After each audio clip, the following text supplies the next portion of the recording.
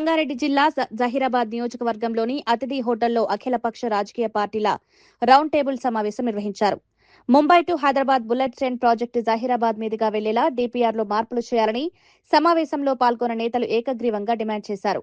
Bullet train మార్గంలో జహీరాబాద్ ను చేర్చడం వల్ల ప్రాంత అభివృద్ధికి ఊతం లభిస్తుందని, పారిశ్రామిక, వాణిజ్య రంగాలకు ప్రయోజనం చేకూరుతుందని అభిప్రాయాలు వ్యక్తమయ్యాయి. ఈ సమావేశంలో ఎమ్మెల్యే మాణిక్రావు, మాజీ MP BB Patil, DCMS chairman Shivakumar పాల్గొన్నారు.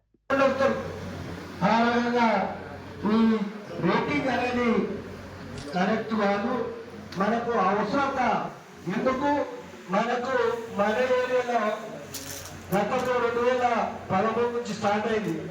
చెప్పిన కానీ చేయలేదు ఎవరు. కానీ భూమి పదవి గారు లెటర్ రాస్తూ పొడుగు తెచ్చుంటే నేను అది 12,435 ఎకరాలు అన్నారు. కొంత అక్వైర్ కూడా ఆ టైంలో మరి పలువాభిప్రాయంతో కొంత తీసుకోవడం జరిగింది. ఆ రకంగా మరి మనం చేయడంతో కొంత ముందుకు సాగిందని వినపడుతుంది. అదేవిధంగా